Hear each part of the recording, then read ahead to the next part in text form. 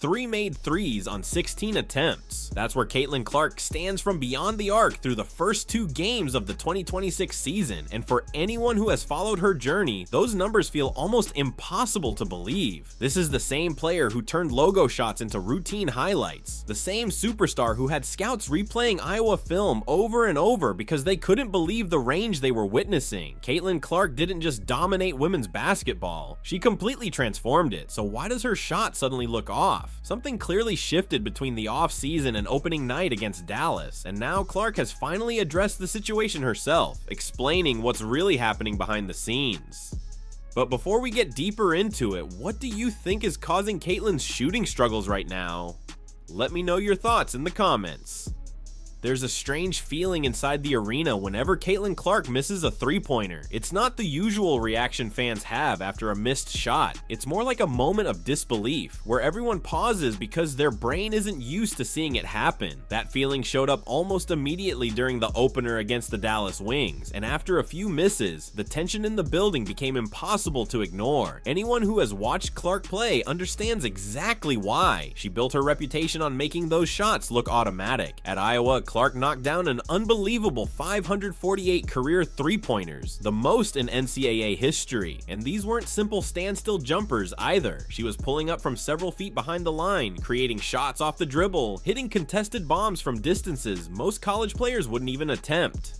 NBA evaluators reportedly studied her tape multiple times because they wanted to confirm what they were seeing was actually real. Then came her rookie WNBA season, where she connected on 34.4% of her threes while attempting some of the toughest long-range shots in the league. On paper, that percentage may not sound outrageous, but when you consider the volume, the defensive attention, and the insane shot difficulty, it becomes incredibly impressive. That's why the start of 2026 has caught so many people off guard. Against Dallas, Clark finished just 2 for 9 from deep. Then in the matchup against the Los Angeles Sparks, she hit only 1 of her 7 attempts. Combined, that leaves her shooting 3 for 16 from three-point range through 2 games, just 18.75%. For most players, that might simply be a rough stretch. For Caitlin Clark, it feels completely foreign, and honestly, the Dallas game raised even more concerns beyond the shooting numbers alone. During the game, Clark twice headed back toward the tunnel, instantly sparking concern among fans watching. Later, head coach Stephanie White explained that Clark was simply getting her back adjusted and that it wasn't considered a new injury issue. According to White, it was more about regular maintenance than anything serious. Still, when a superstar known for limitless shooting suddenly struggles from deep while also dealing with physical maintenance early in the season, people are naturally going to start asking questions. That phrase might sound minor on the surface, but the reality was much more serious. Caitlin Clark had to leave the floor twice during a single game because her back needed treatment. After the matchup, Clark admitted that playing 31 minutes against Dallas was the most extended action her body had handled in quite some time, and it clearly took a toll physically. The discomfort didn't suddenly appear overnight either. According to Clark, the issue has lingered since the offseason, and after facing the Los Angeles Sparks, she opened up about the mental side of it as well. She explained that she's been extremely careful with certain movements and acknowledged that rebuilding trust in her body is going to take time. That completely changes the conversation around her shooting struggles. This isn't simply a great shooter going cold for a few games. This is a player who still understands exactly how her shot should feel, but somewhere subconsciously her body is hesitating. When that trust disappears even slightly, the rhythm, timing, and confidence behind those deep jumpers can all be affected, and there are several other challenges adding to the situation. The 2026 WNBA season has already become noticeably more physical, while officiating has allowed defenders to play tighter than before. That forces Clark to tweak her release, adjust her footwork, and react differently under pressure. For a shooter whose success depends heavily on repetition and muscle memory, even small mechanical changes can disrupt consistency from long range. Some analysts have also wondered whether Stephanie White's offensive system is impacting Clark's shooting rhythm. Timing matters for elite shooters.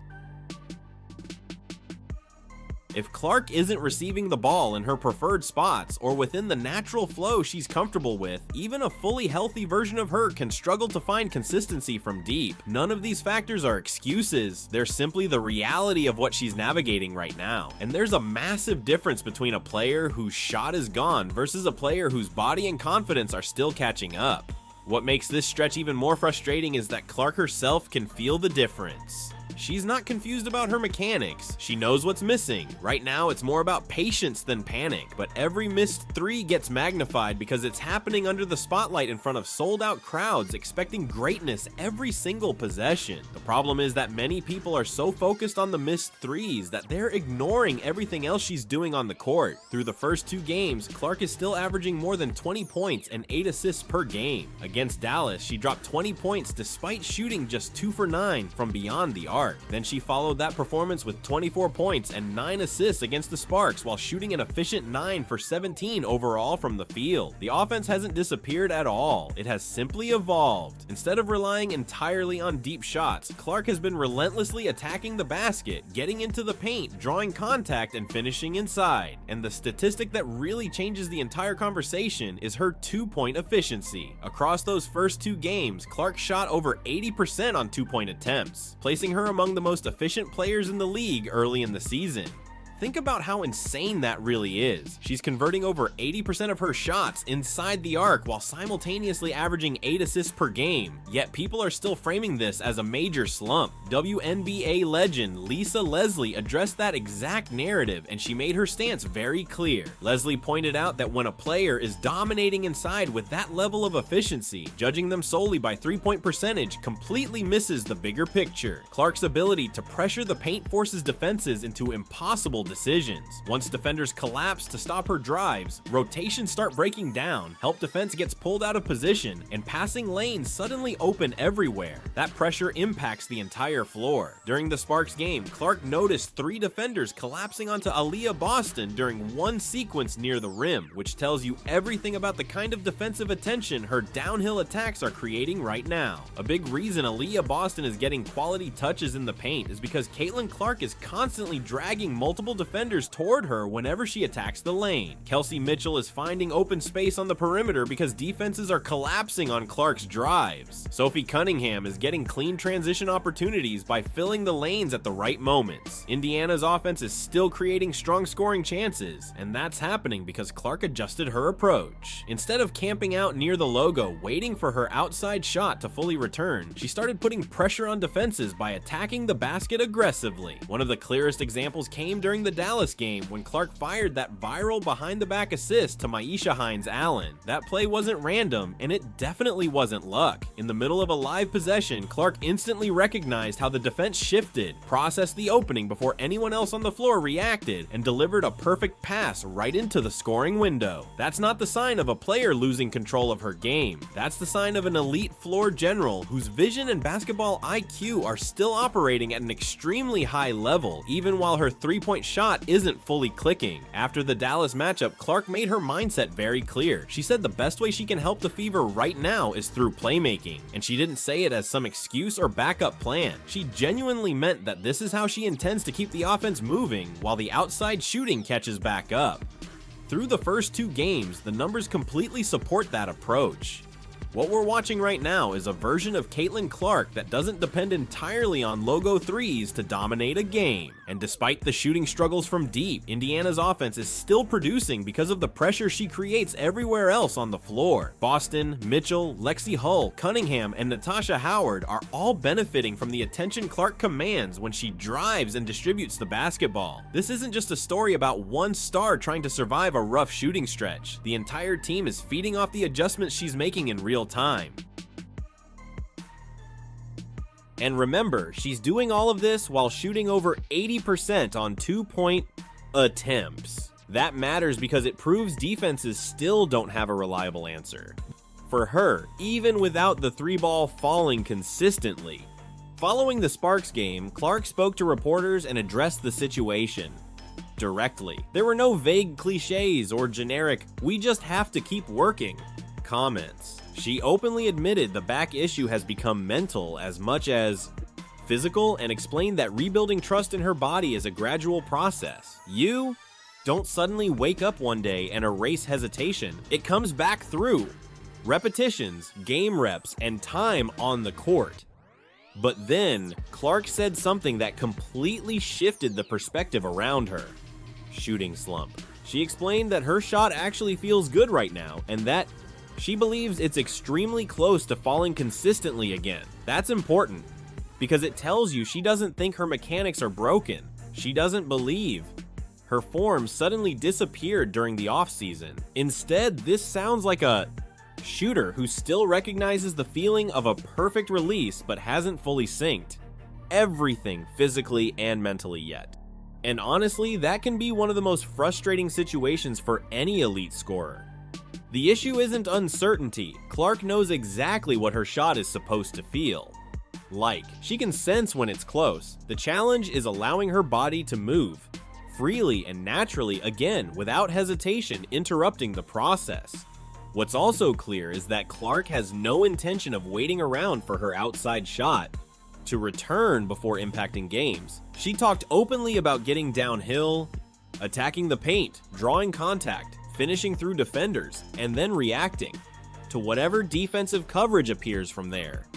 Against Los Angeles, Clark noticed defenders collapsing hard onto Aaliyah Boston every time Boston rolled toward the basket. Once she recognized that pattern, Clark immediately adjusted by creating kick-out opportunities to weak side shooters and spraying passes across the floor whenever the defense overcommitted. Instead of forcing contested threes from deep range, she allowed the offense to flow naturally.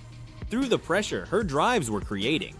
Clark also mentioned that her explosiveness and speed feel noticeably improved compared to last season. That detail shouldn't be overlooked. When she's attacking the rim with that level of burst, defenses are forced into impossible decisions.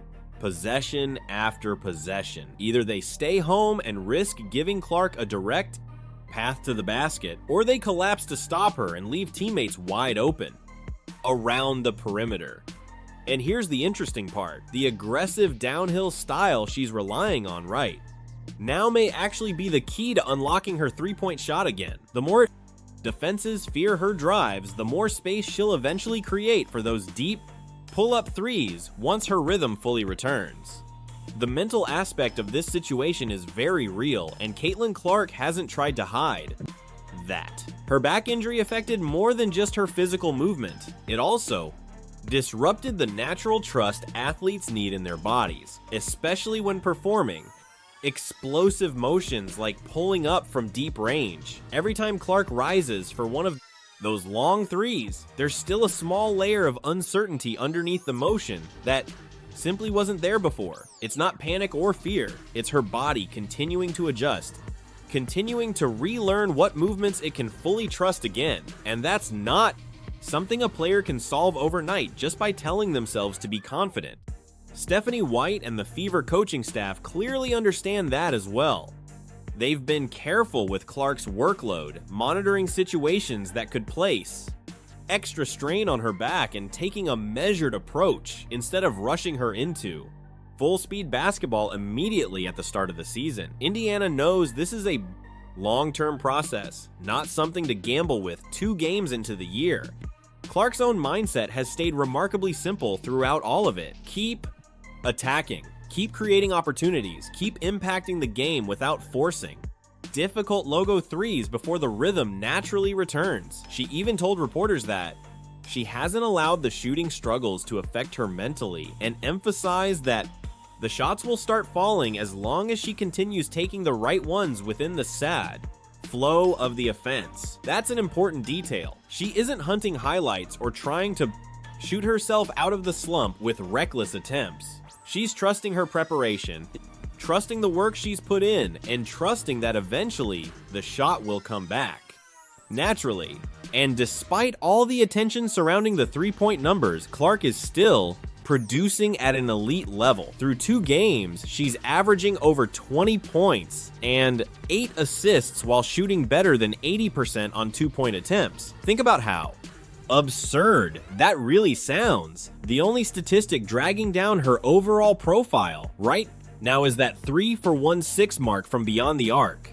Because if you compare those numbers to her established career standards, it becomes obvious this probably won't last long. Clark has been roughly a 34% three-point shooter in the WNBA. Apply that percentage to the 16 threes she's already attempted this season, and instead of making only 3 shots, she likely knocks down 5 or 6. That difference alone would dramatically raise both her scoring average, and Indiana's offensive production. In other words, Clark is already putting up major numbers while her outside shot is underperforming. So imagine what happens once even a few more of those deep shots start dropping consistently again. Right now, opposing defenses are adjusting accordingly. Teams have started giving her extra space on the perimeter, and the Los Angeles Sparks leaned heavily into that strategy by crowding the paint throughout the game. Clark even pointed out afterward that Aaliyah Boston was seeing multiple defenders collapse onto her every time she rolled toward the basket. That's the effect of defenses becoming less concerned about the outside shot temporarily. They clog driving lanes, overload the paint, and challenge Clark to beat them from deep. But the second Clark starts converting those long-range attempts anywhere close to her normal level, that entire defensive game plan becomes dangerous. You simply cannot afford to sag off a shooter with her range and history without eventually paying for it. Once defenders are forced to close out aggressively at the three-point line again, everything else opens up even more. The driving lanes Clark has already been attacking will become even larger. She'll generate more blow-bys, more free throw opportunities, and more clean kick-out passes to shooters like Kelsey Mitchell and Sophie Cunningham. Aaliyah Boston will get cleaner catches rolling to the rim. Lexi Hull will have more room to operate on the weak side. Indiana's offense is already functioning well, but there's another level this team can reach once defenses are no longer comfortable treating Clark's perimeter shot like an acceptable risk. And that's exactly why many analysts studying these opening games still believe 2026 could become Clark's MVP season, even with the outside shooting struggling. The overall impact she's having on every possession remains undeniable. When a player is still putting up more than 20 points and 8 assists per game, while the most dangerous part of her offensive arsenal isn't fully working, that says everything about her overall impact. Caitlin Clark isn't just trying to survive this cold stretch from three-point range. She's still controlling possessions, creating offense, and forcing defenses to react every single trip down the floor. That's the difference between a complete superstar and a scorer who depends on only one skill to dominate games. Stephanie White's offensive system has drawn criticism from some fans who believe the changes in spacing and ball movement are disrupting Clark's rhythm from deep. But there's another perspective that deserves attention. White has been very open about wanting Clark to become even more versatile offensively instead of simply bringing the ball up the floor on every possession and launching from long range. The Fever coaching staff appears focused on expanding her game into different areas of the court, including off-ball actions, movement sets, and even post-up. Opportunities where Clark can use her size, touch, and basketball IQ near the basket. And honestly, if part of this system is intentionally limiting those high-volume logo threes until Clark's back feels completely stable again, then what looks like caution may actually be a long-term strategy. Everything about this situation circles back to the health of her back and rebuilding total confidence in her body. If Indiana manages her workload carefully through the early portion of the season and Clark eventually reaches the point where she stops hesitating on those deep pull-ups, the version of the Fever we see later in 2026 could look completely different from what we've watched through these opening games.